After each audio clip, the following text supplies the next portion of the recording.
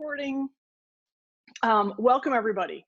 So here's what I'm going to ask, just to kind of know you guys a little bit better. Would you open your chat box and just tell me, did I do a strategic foresight project in your community? If so, which community was it? Were you in the AGRIP Super Forecasters group? Have you been to Futurist Camp? And if so, what year are you an alum? How do we know each other? Dennis Tierman, you can put Zen Leader in there, but it's good to get a sense of, yeah, Steve Craig, AGRIP, Linda's from Omaha, Barbara Hughes, Women's Fund Milwaukee. Well, sweet Jesus, you guys have cooked it up here. Okay, so, whoa, I gotta make my screen bigger. This is kind of like a reunion here today. Hi from Wanakee, hey Todd.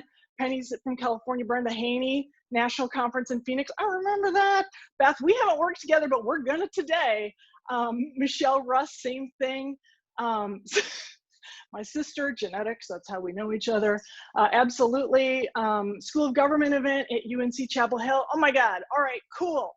This is great. So for some of you, this is going to be a review with a twist, because one of the things I'm going to be previewing today is my new 4-phase foresight framework. So when we were together, if we use the 7-step process, camp alum, you're going to remember the wheel, right? The 7-step foresight wheel. That is old news. Beginning today, it's still valuable, it still works, but this time of being at home has helped me really reflect on the things that have made the most difference for our clients in how they've been able to embrace the future. So I've done a big rethink of how I work that process and what that process really looks like and what the core questions are in that process. So this is going to be review with a twist for those of you who have lit it up here and said we've worked together. And it's going to be very intuitive for you. And for those of us who haven't worked together yet, I want to put these tools right into your hands. The stuff we do as professional futurists is not rocket science. It's not rocket science. It's just a different way of thinking. And just like the first day you go to the gym, you probably have a hard time cranking out 20 push-ups. But if you start with 1 and then do that for a few days, and then after 4 days, 5 days, you go to 2, this is just about getting your reps in. So this stuff is absolutely learnable, it's absolutely doable, and holy Christmas, if the world needed futurists, that moment is now. So with that, I'll stop with my dispensations and let's get into the share screen here. Let's get rocking and rolling. So I want to make sure I have all incriminating emails closed. I appear to, so let's get into Futures Friday. So what you're seeing right now, well, you're not seeing it yet. Are you seeing, give me a thumbs up. Is anybody seeing the Futures Friday? There it is, the Futures Friday logo. All right. So here we have our Futures Friday logo that DT put together for us, and this kind of the opening slide. So today is very 101. This isn't 201, this isn't 401. I'm taking my time and I'm going to walk you through how to think like a futurist. Again, it's not rocket science, but I want to start by backing way out and asking this question: what is time? What is time? Because when we think like futurists, and certainly, okay, let's think about it this way. You probably have a calendar that runs your week or your month, right? Today, your calendar said, ding, ding, in 10 minutes, Think Like a Futurist 101 is starting. Log on to the Zoom meeting, right? And so we march, usually in Western culture, in American culture, our calendar goes from left to right? So Monday was to the left of Friday, right? And then next week we'll kind of, right? So there's a way that we think about calendar time, our calendars, discrete blocks. My wife bills, she's an attorney, she bills in 6-minute increments, you know. Futurists think in 10 or 20 year, or sometimes 30-year or more time horizons. But what the heck is time, right? I want to give you one framing of this, one framing of time. The Greeks said that there were two kinds of time. One, chronos, K-R-O-N-O-S, chronos, which is clock time, the time that you and I just talked about, the thing that, you know, tells us when our anniversary is and how old we are and all that kind of stuff, right? Chronos, chronology. Then the Greeks said that there is kairos, which loosely interpreted is the supreme moment. Like the moment when everything changes. You might say the pandemic has been that moment. That was a moment when everything changed. You could say George Floyd's murder was a moment when everything changed, right? You've had your own moments in your life. Have you ever had a loved one call you up with difficult news and everything changed, right? That's kairos. Chronos, chronological time, clock time, calendar time, and kairos, the supreme moment when everything changes. And I don't know what your experience has been like, but my experience during these last 14 or 15 weeks has been that time has somehow dilated. Some moments feel large, ever expanding, and never done.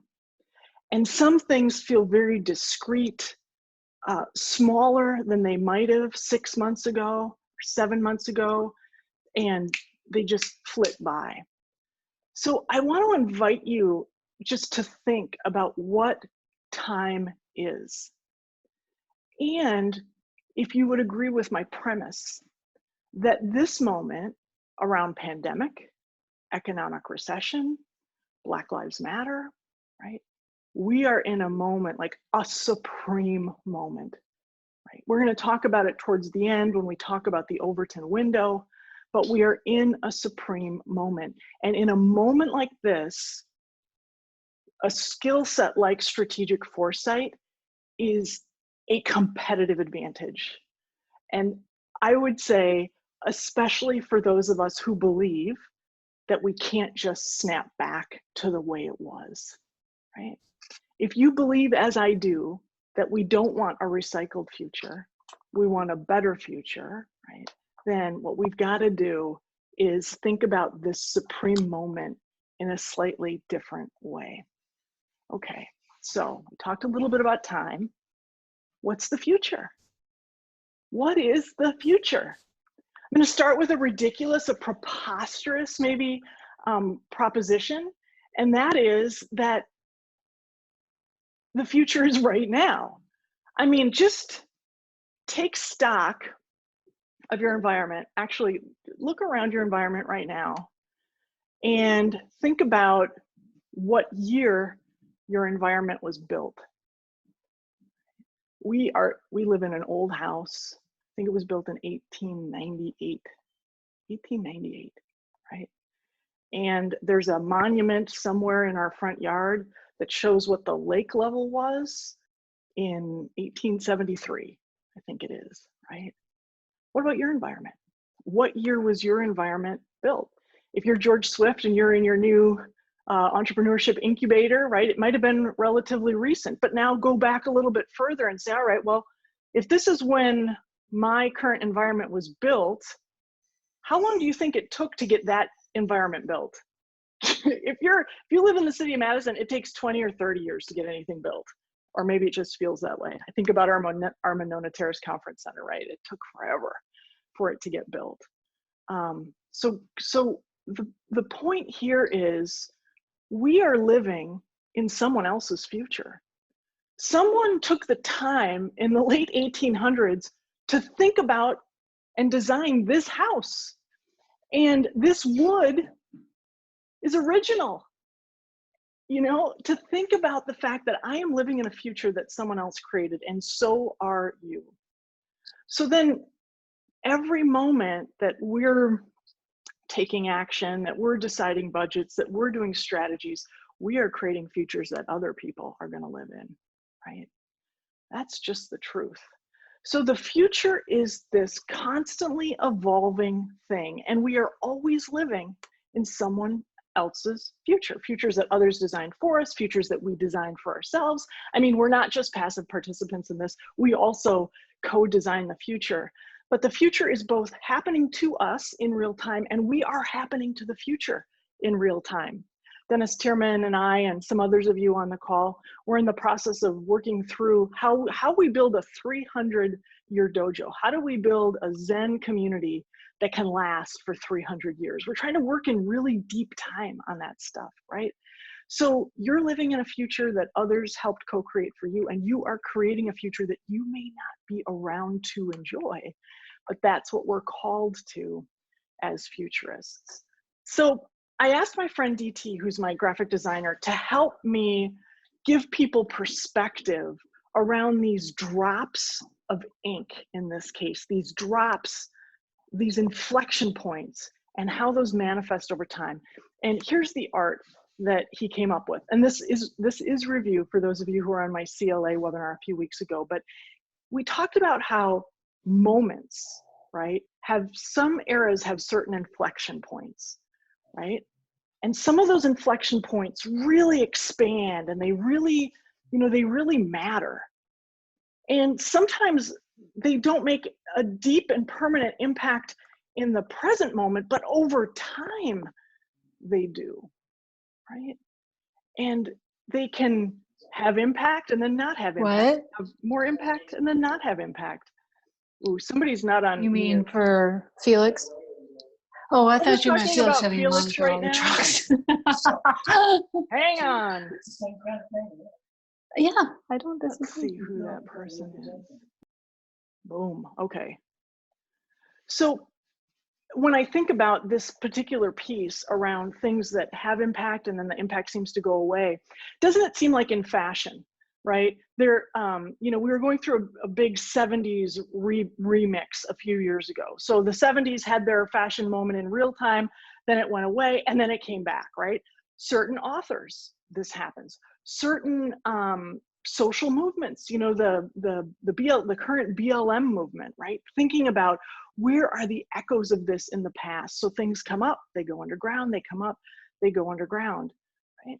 And then what we know too is that depending on where things end up, right, something could have an impact much further out in the distance. In the current moment, not a lot seems to be happening, but then boy, does the difference matter. And frankly, in a situation like we're in now, I think about all the stress testing that the World Health Organization and its partners had done around how a pandemic could spread, right? We know that they did fire drills for years about how this could go. And all that got put on a shelf, but then pulled back off the shelf when the pandemic really happened, right?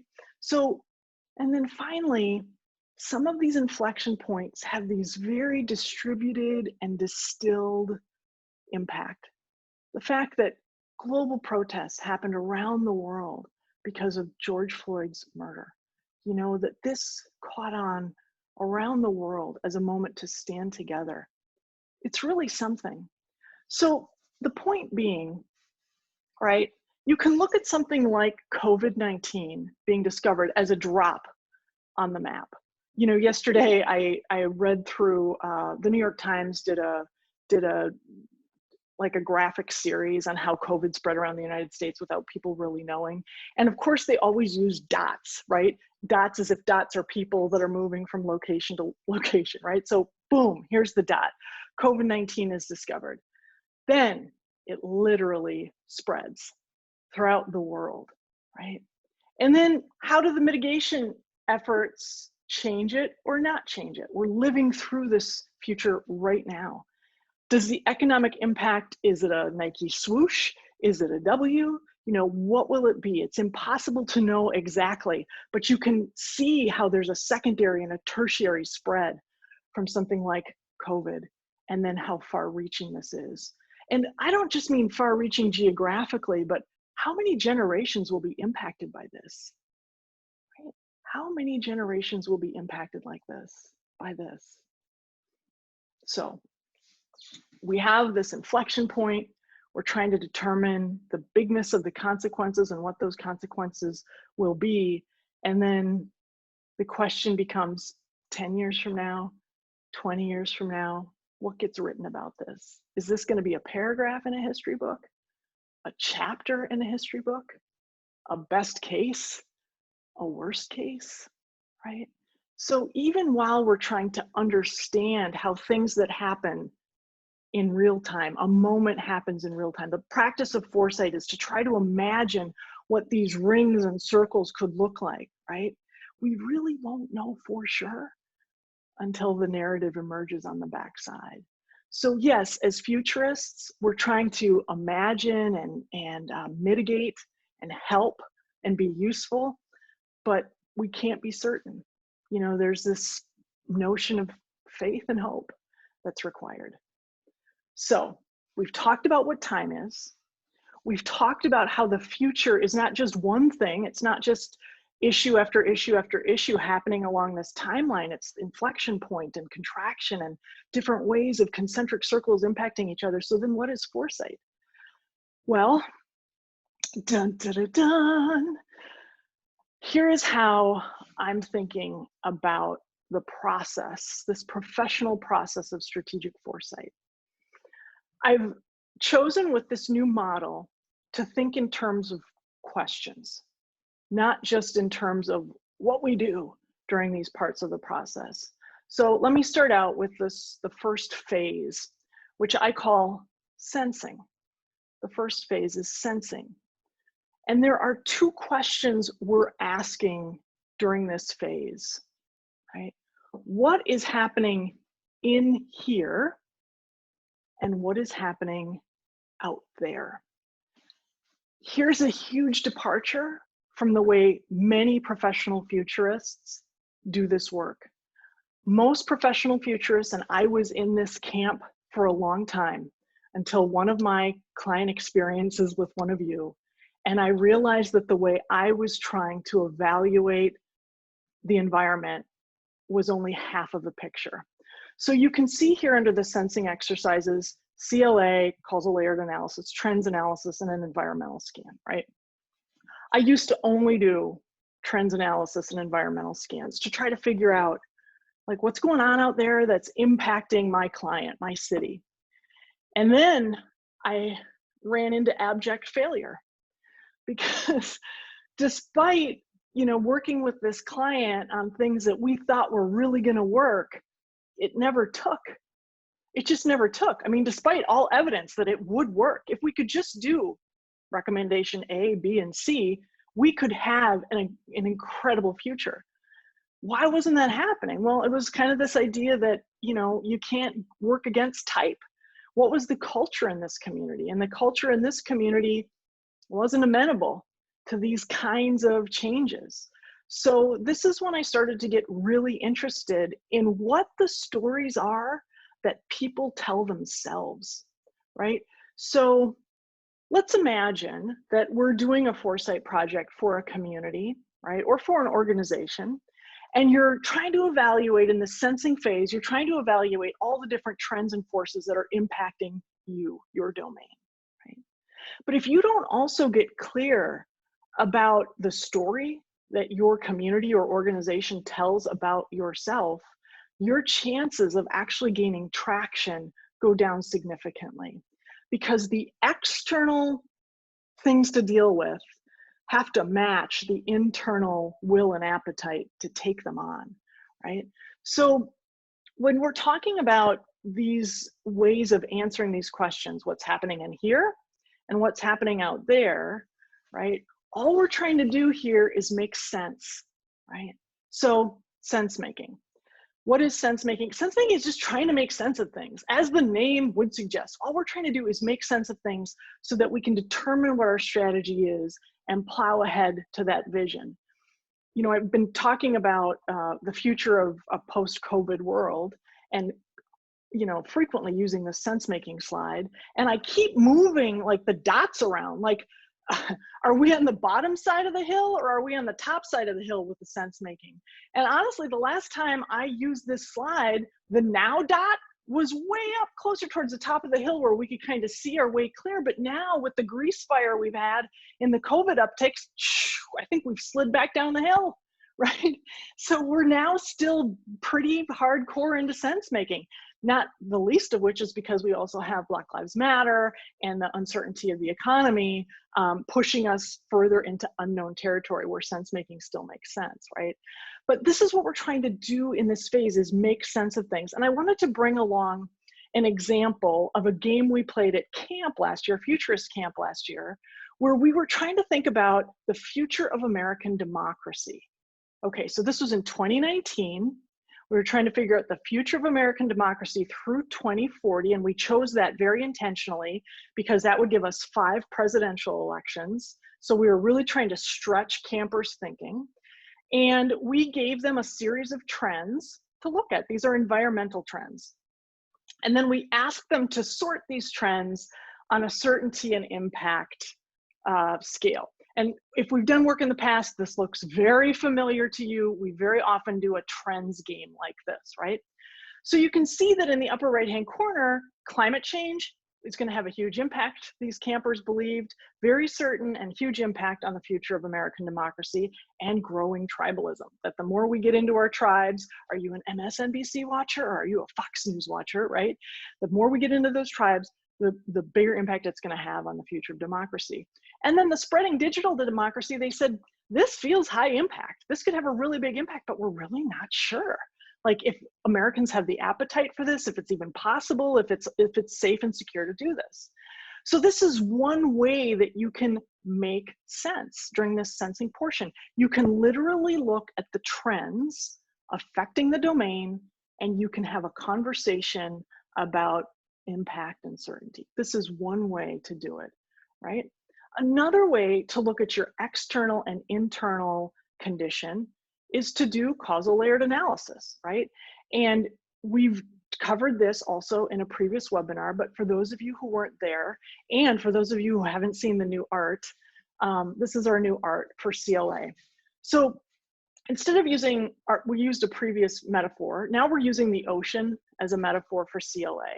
So at this top zone, the sunlight zone, where you can see things pretty clearly, right? You recognize that jellyfish, right? Then you've got the twilight zone, also very densely populated, but different creatures, sometimes much bigger creatures. You get down into the midnight zone, midnight for a reason, it's very hard to see, right? And some of our longest living animals live there. And then you get down into the abyss. It's literally called the abyss if you look at, oceanography. And this is where those crazy creatures live that you're like, wow, did not know something could have 6 eyes and a heartbeat of like 1 beat per 27 minutes, but it turns out it's true, right? The idea here is that the deeper you go in the ocean, the harder it is to see stuff. And the same thing is true when you're trying to sense into the story that you are telling yourself, right? So let's use an example. So if we're thinking short to near term, the problems are the things we're reading in the news. We just had 2 of our, on Tuesday night, 2 of our monuments at the state capitol were torn down. One was thrown into the lake. The other one didn't quite make it that far, right? So we know we still have riots and protests. We know that our COVID numbers are going up. These are the things we're reading in the news every day, right? But what causes those? What's underneath that? What are the systemic reasons, the systemic or the systems that enable those problems, that enable that litany of things that we read about in the news? These can be a little harder to see. And some people want to stay at that top layer and just say, my fact is more relevant than your fact. But dude, like, let's drop down a layer and look at the system. And then if you're really brave, you might take a step even lower than that and say, is it possible that we have a worldview that values white bodies more than black bodies? Is it possible that we have a worldview that doesn't think that health care really should be something that everybody gets? It's really something that you should only get if you have money, right? You start looking into some of these worldviews. And then if you really want to be brave, you get into this dark, dark place where uncomfortable truths have to be named. And they often can be as simple as good versus bad, right? Us versus them. So we did this. A few of us got together and did this several weeks ago. We said, all right, let's take COVID-19. So we're going to do a quick speed round of this. We practiced, we said at the very top level here, what we know is that COVID disproportionately affects people of color. And then we said, what causes that, right? And we came up with some scientific explanations, and we said it has to do with how we've segregated communities. It has to do with how healthcare has changed and some of those things. Then we went into the worldview, and we came down to this notion that, yep, historically, right, we have valued different people based on skin tone, and it's become part of the culture. And really, this is about us versus them. This is about hierarchy, right? This is about my status relative to your status. So it's fascinating to do an exercise like this during this sensing phase when you're trying to figure out what the story is that you're telling yourself. And like, here's why this is so important, right? Because if we want a different healthcare system, for example, and we want a healthcare system that treats all people more equitably, but we still believe that some people kind of matter more than others, we can never get that equitable healthcare system. So on the plus side, it's good to be able to see these 4 layers, right? On the not awesome side, the deepest layers take the most time to change. But on the plus side, if they're going to change, it's going to be because we're going to change the dialogue about this. Okay. In the interest of time, let's keep moving forward here. So we've talked about sensing, right? I'm going to ask you to mark your questions, note your questions. You can even throw your questions into the chat. I'm going to take them towards the end. I've got plenty of time for that. But I'm just going to keep plowing ahead here. So we've talked a little bit about sensing and the 2 questions there in blue, what's happening in here, what's happening out there. Then we come to the imagining phase. So now that we've seen what's happening in here, out there, can we imagine what a different future could be? And here we use a series of tools. The 3 that I use most often are scenarios. We're going to talk about these in just a second. We use a Delphi panel where we ask external subject matter experts to help us think about what's possible for our domain. And we use increasingly theory U. And the U just gets at the shape of the inquiry. The inquiry starts with what's happening today, right? And it goes deeper and deeper and deeper into the system, right? And then it comes back out and says, now how could the system reemerge and how do we start that work today? So the U just relates to that. So in this imagining phase, an easy thing, a really easy tool to begin to use is the implications wheel. And for those of you who are thinking about, all right, if you're in a community now that is starting to shut back down again from COVID, right, or not speeding up your economic reopening plan, the implications wheel is a fantastic tool to use to say, if X, then what? And then what? And then what? So in an implications wheel, you would drop your event into the center here, right? So the event might be reopening stalls. And if that happens, what are the primary implications? The first set of circles. But this is where we separate sort of the children from the adults. Almost everybody can think about the primary implications. Many people do not think about the secondary, let alone the tertiary implications. And this is what good futurists will do, is they will then say, all right, if those are the first order implications, the primary implications in the blue circles, then what? Then what?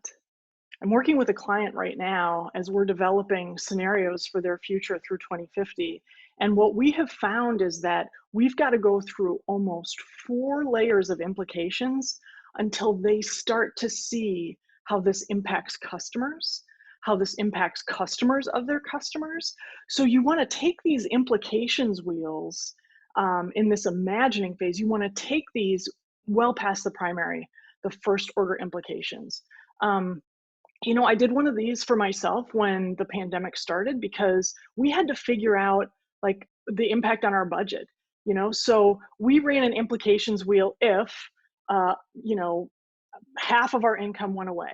What would be the primary implications? What would be the secondary implications? So for those of you in membership organizations or nonprofits, these implication wheels can help you clarify some of your thinking about any of these things that you are worried about or that you're hoping for. This isn't all negative, right? This can also be very positive. Okay, so scenarios are a key tool for imagining what the future could be. And what are scenarios? It's just a fancy word for a story.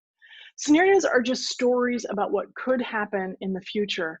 And what they allow us to do is almost like a dress rehearsal of the future, right? So what most people do when they do their strategic planning is they just come up with one plan, one plan, and they're like, this is the plan we're gonna do. As a futurist, I would never come up with just one plan. That doesn't feel broad enough. Like, I want to come up with several possible futures. I want to look at several possible ways that things could shake out and then choose my strategic plan after looking at multiple alternatives, right? So the reason that scenarios are useful, and I love them as a foresight technique, are first, they allow us to test our strategies or stress test our strategies against what could happen, right? So I'll talk a little bit more about this in a couple of slides, but there are probably, you already know this, there are things that were in your 2020 strategic plan that you're like, nope, never mind, not important anymore. Right, that's because you're living in a new scenario right now, and you've realized that your best laid plans are either tone deaf, aren't going to work, or based on assumptions that just are no longer true, right? Great scenarios can also provide a little bit of like fire to say we've got to try something different, because we can see that these possible futures are going to require us to be different. I think about how many of our clients, in looking at the Black Lives Matter movement, have said, whoa, we thought diversity and inclusion was important. It was in our top goals for our organization, but it now has to be the top goal. And we have to fundamentally change what we ask for from each other and what we ask for in our community, right? So these different scenarios can help some things really bubble to the top, like to get your game tight and get in the game. And then finally, one of the things that I love actually the most about scenarios is I always get people who will come to me and be like, oh, Rebecca, futuring is a hoax because nobody really knows the future. And I'm like, yeah, I don't know the future either. And this is my job. But I know that the future will come in one of a variety of flavors. And I know that the future isn't just something that happens to me. I can also do some things to set in motion a brighter future, a more prosperous future, a more just future, right? So it's not just that the future happens to us, we also happen to the future. And this is why scenarios can be useful as well, because they help you see your role as an agent for change. So what I'm going to show you now, and this is my PG-13 warning, this is not an easy scenario to watch, but I want to show you this short scenario called Slaughterbots. And just as a kind of to put it together for you a little bit is, are we still on share screen? We are. So every year, the Association of Professional Futurists, which is my professional association, every year they do a most significant futures work selection. So anybody can submit something to be chosen as the most significant futures work, and they're usually in a couple of different categories. And I've been on the panel for several years to choose, which things should get the award, and it's really fun. It's super fun to like look at all the things that other people come up with, and some are great and some aren't great. A couple of years ago, this emerged as one of the finalists in the most significant futures work, and I want us to all watch it together. It is a little bit disturbing, and it is 7 minutes long. And I'm telling you right now, pay attention from the beginning, because there is no intro. We jump right in. And at the very end, there's kind of a public service announcement from the originator of this scenario. So here is an example of a scenario. Customer pilots directed almost 3,000 precision strikes last year. We're super proud of it. It allows you to separate the bad guys from the good. It's a big deal. But we have something much bigger.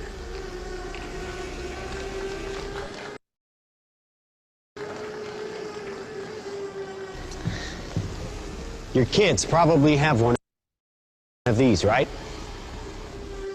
Not quite. Hell of a pilot? No. That skill is all AI. It's flying itself. Its processor can react 100 times faster than a human. The stochastic motion is an anti-sniper feature.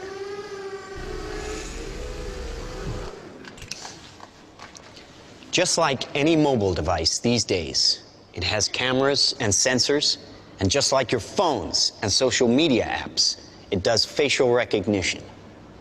Inside here is 3 grams of shaped explosive. This is how it works.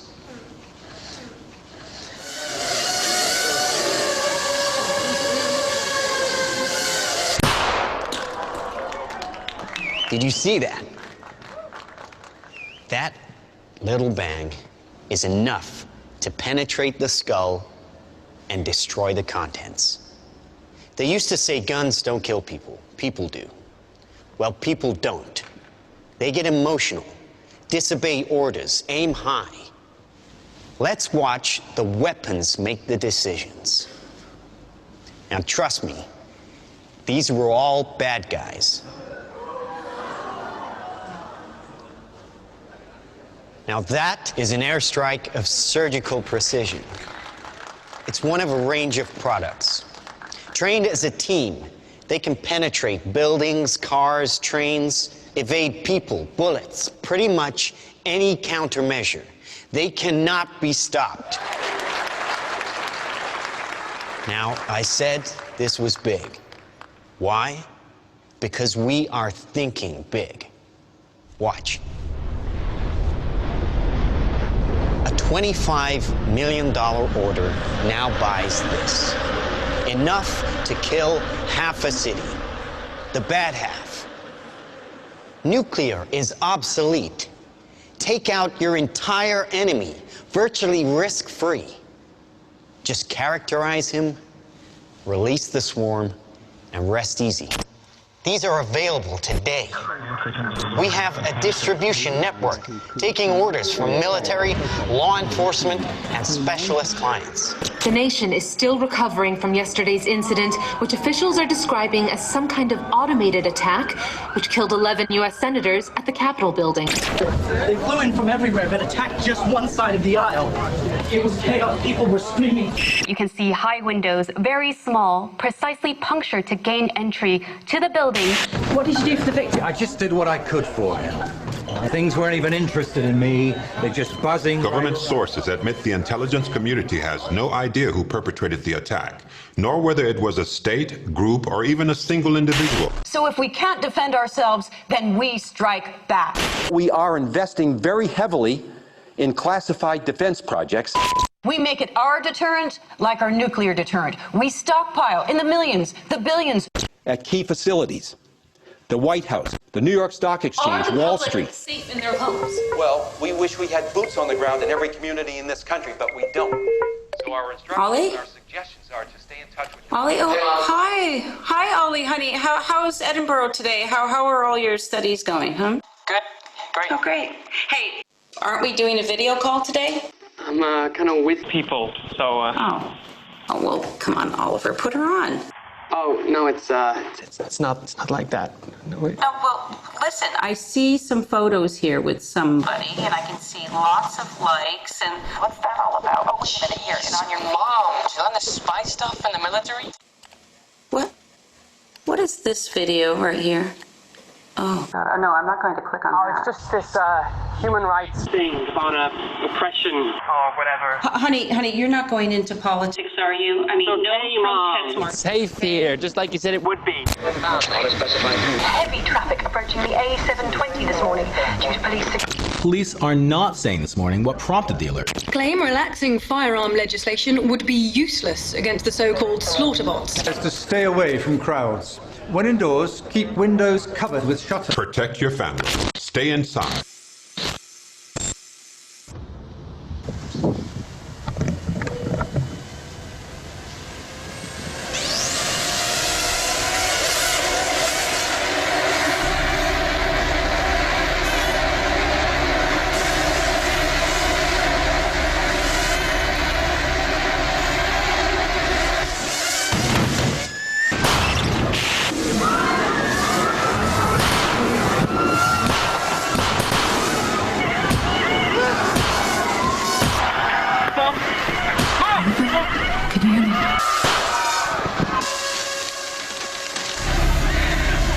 Oliver, can you hear me? Listen to me. I can hear it. I can hear it.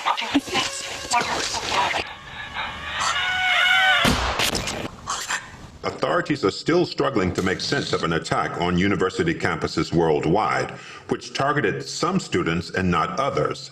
The search for a motive is apparently turning to social media, and a video shared by the victims exposing corruption at the height. It's far from surprising. The weapons took away the expense, danger, and risk of waging war. And now we can't afford to challenge anyone, really. It's not even the smallest fringe group or a crank. Who could have done this? Anyone. Dumb weapons drop where you point them. Smart weapons consume data.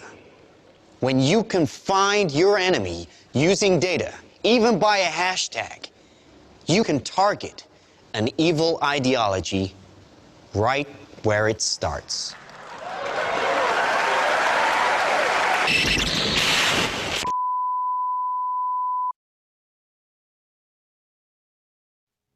This short film is more than just speculation. It shows the results of integrating and miniaturizing technologies that we already have. I'm Stuart Russell, a professor of computer science at Berkeley. I've worked in AI for more than 35 years. Its potential to benefit humanity is enormous, even in defense. But allowing machines to choose to kill humans will be devastating to our security and freedom. Thousands of my fellow researchers agree. We have an opportunity to prevent the future you just saw, but the window to act is closing fast.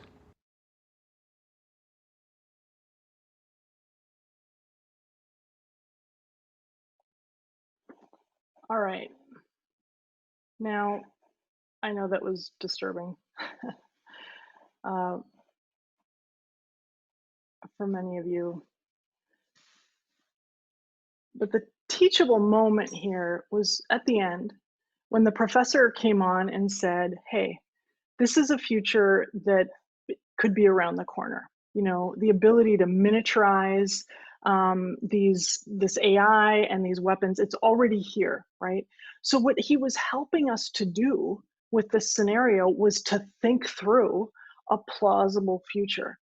And although this is an extreme example of one plausible scenario in the domain of the future of warfare or in the future of AI, it is a plausible future, right? And this is how we encourage you, this is how I encourage clients to think about the future, just in 3 zones. This is from our friends at the Institute for Alternative Futures, right? The challenging zone, the expectable zone, and the visionary zone. So as you're trying to think about a domain that is interesting to you, it could be your organization, it could be your community, it could be about an association that you serve, it could be about your own life, right? If you feel like you're going to be passing through some gauntlet here in your own life, you may want to think about these zones for yourself. But what are the things that would lead to a challenging future? What does that expectable future look like? And then what could that visionary future look like? So we don't just think about one future, the future that we want. As professional futurists, we think about multiple plausible futures. And that came home so clearly for me. One of the people who had been through one of our Futurist experiences through the Association of Government Risk Pools, she said that her son, who had always had sort of plan A in mind, right? He was going to leave school and he was headed to the military. And then he got badly injured during basic training and was no longer eligible to serve. And she said it was so good that we had this scenario planning, this futuring thinking, because we were able to say, okay, that we are no longer in the expectable future, but we don't have to have just a singularly challenging future moving forward. Let's think about what plausible futures could be moving forward. And it was a tough go, but you know, they got to the place where they could think about multiple plausible futures moving forward. All right, so we've talked about sensing, we've talked about imagining, and these are really, to my mind, the two critical foundational things that make foresight such a strategic advantage. Then we get into defining, right? And this is where we start to plan. You know, we start to create visions and plans, and we use this process called backcasting, which is where we start by imagining what we want our preferred future to be in the future. And then, like, let's say that your company wanted to be a great place to work by 2030. Like, you wanted to be winning all the awards, you wanted to prove that you were an organization worth staying at, right? Well, what would have to be true in 2028 for that to happen? And what would have to be true in 2026 for that to happen? And so you backcast from that desired future state. And then the final phase here is doing, right? So we've got sensing, we've got imagining, we've got defining the future, very important. And then we've got the GSD, getting stuff done, right? Because if we don't have a way to start towards this future, how is it ever going to come? And the two tools that we love are strategic doing, and we've got Janice Badden on the phone today on our call today, one of the co-authors of a terrific book that we're going to be using at Futurist Camp this summer. And then Joe Wade is on, actually, from Greater Lafayette, and we use the 4DX process in Greater Lafayette when we got their process going. And 4DX is just the 4 disciplines of execution, right? You can buy the book, it's got the whole methodology laid out in there. But if we don't start creating the future we want, all the rest of this was just an exercise in imagination. If nothing changes as a result of going through this process, I don't think we've done our job as futurists. And then there's this little check, right? Is what we're doing working? Somebody asked me, how often should we review our scenarios? And I said, well, at least once a year, but anytime there's a disruption in your system, you need to ask, like, is my plan still the right plan? Or how do we need to go back and think about, you know, what we need to do differently? So I want to open it up to questions, but I want to encourage you that if you haven't yet used foresight, to think strategically about something you really care about. The time is now. The time is now. I have never felt more called to do this work. You all know that I'm a passionate person, but I have never felt like the stakes are higher than this moment for people who care about futures, for people who don't want to snap back, for people who want to have a different way of responding when people say, I'm not sure what to do. Well, guess what? I know what we need to do. You know, I can imagine how we might want to move forward in thinking about what this future could be. And the Overton window is what is moving. You can feel it if you didn't even know what the name is, right? But things are moving so much that things that were never considered possible are now actually considered sensible. I was in a meeting not 2 hours ago with a very conservative company, and they used the term white supremacy in defining the corporate structures.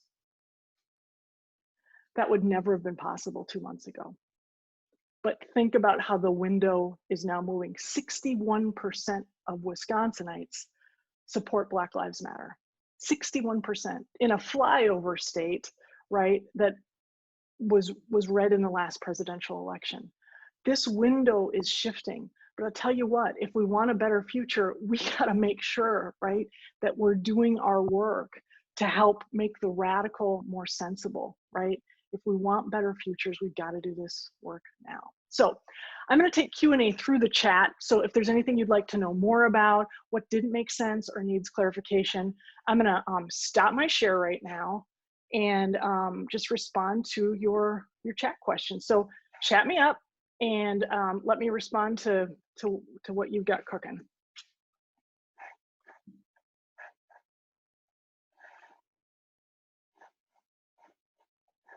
All right, let me get my chat window open. I'm always the last to get this figured out. All right, can you put that diagram for Foresight back on the screen? Okay, Heather, I definitely can. Actually, let me grab my chat window over here and I'll put up the whole one for you, number 31. And we'll stick it like so. Yep, so should be seeing that now. All right, there you go, Heather.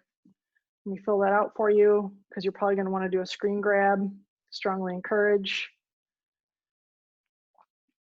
Again, the way that this, if you're a Foresight nerd and you've been with me through a couple years, the big way that this is different from what we always have used is it really focuses on these questions. What's happening in there? What's happening out here? What could happen? What do we want to happen? And what will it take to get there? And then how do we get started and keep momentum? Because these are the implicit questions that people are asking, even if they don't have words for them. Okay, Lars Gilbert question, you've talked about the season and that we're exiting winter. Do you still feel that model works? And is that where we are? All right, so all my Kickstarter backers for the book Regeneration know that last summer, I admitted that I had the start of winter wrong. I thought that winter started in 2001 when the World Trade Center came down, but after kind of revisiting and rethinking, 2009 was the start of our winter time period. So that means we're not going to be out until 2030. So, because each window, each season takes about one generation. Now, some of you might be thinking, shit, Rebecca, I get it.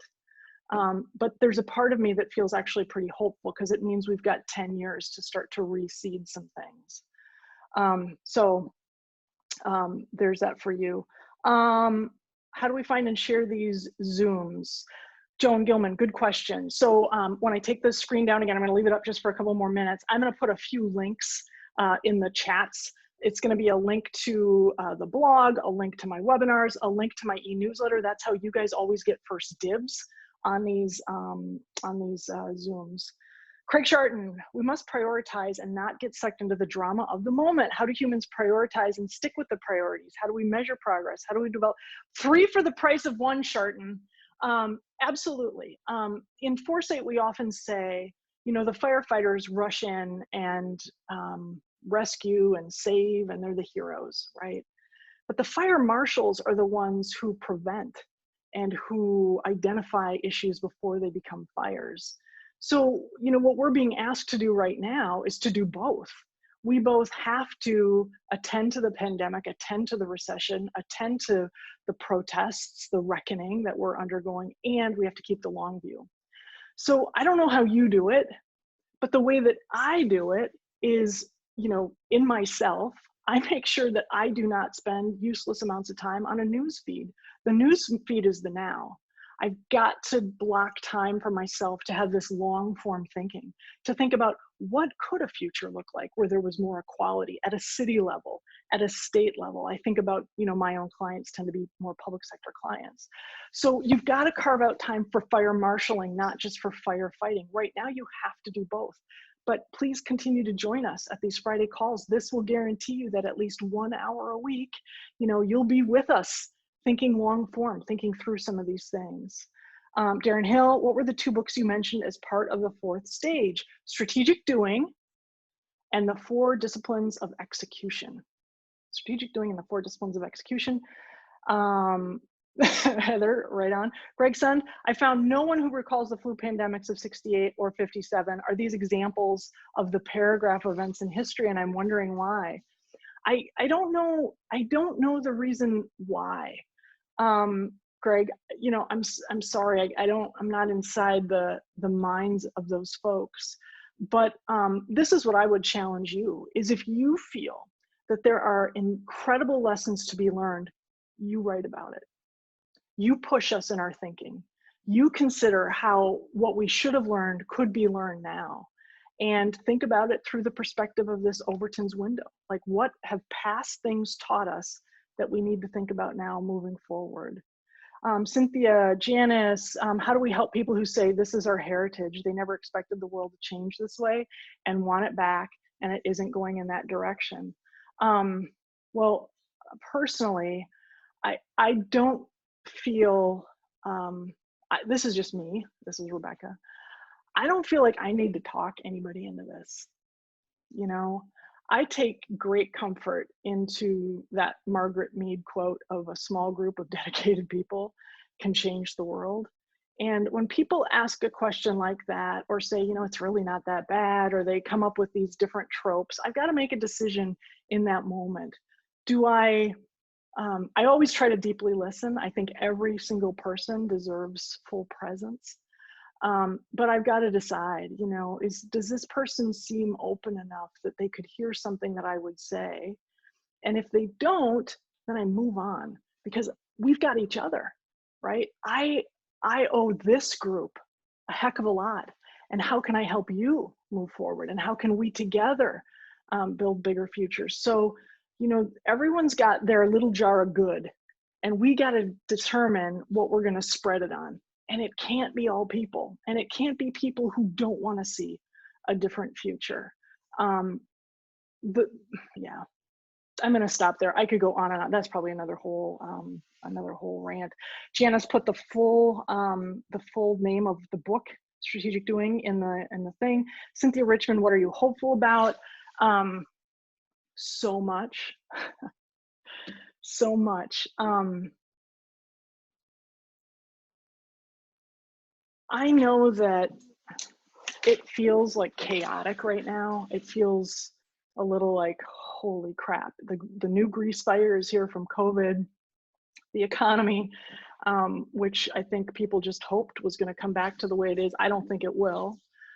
And then we've got the reckoning that is 400 years in the making happening right now. I actually feel incredibly hopeful, because if you think about the interconnections of these things, there are solutions that will co-benefit every single one, right? Thinking about how we define a minimum wage, right?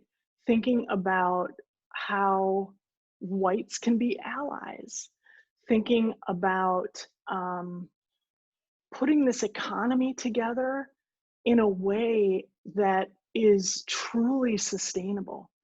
So what I feel hopeful about right now, and I'm actually drawing the most hope out of the BLM movement, is it feels like we are ready as a country to have a different kind of a conversation.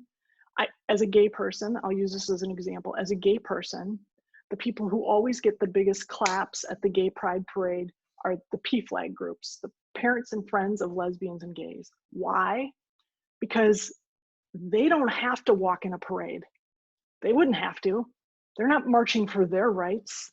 The reason they get the biggest claps is because they're putting themselves out there arm in arm with their daughters and sons and you know, friends who are different than they are. And we would not be in the place we're at today with gay rights in this country if it wasn't for those allies.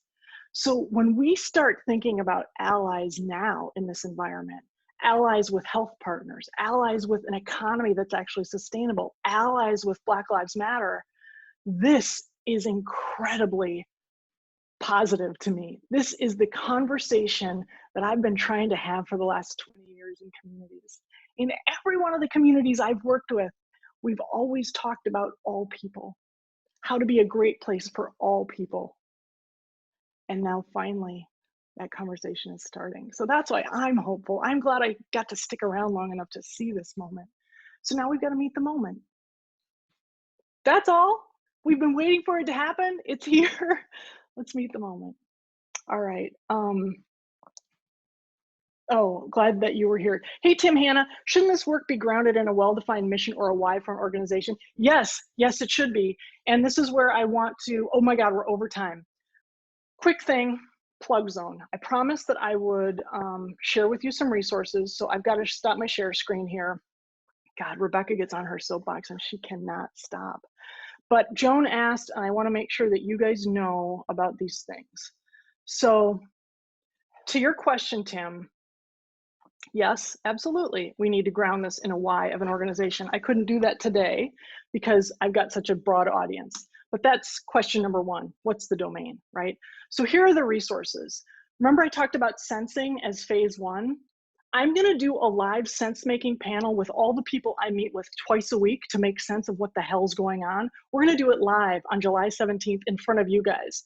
So you get to see what a sense-making panel can look like in real time. And I strongly encourage you to get your own posse of weirdos together to, on a regular basis, talk about the signals you're picking up. Second there, Futurist Camp. There is still time. Registration closes June 30th.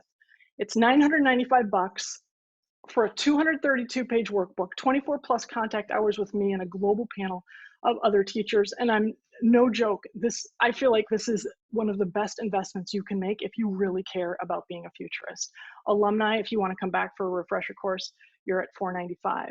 The newsletter sign up is the next URL that I just shared in the chat. This is where if you want to sign up for these webinars every week, I always put the schedule in. And then finally, we've got a special guest, Rowena Morrow, on Thursday, July 23rd. We've got other webinars before this one, but she's going to talk about hope and foresight. It's going to be on a Thursday evening because she's coming to us from Australia, so truly living in the future. It will be 8 a.m. the next morning for her, but we're going to have her on Thursday, July 23rd. There will be no meeting next week. I'm not doing this on the 4th of July holiday, so you guys can take next Friday off. But with that, I need to shut it down. I love you guys. We need each other. We have each other. Let's do good work together. Take care.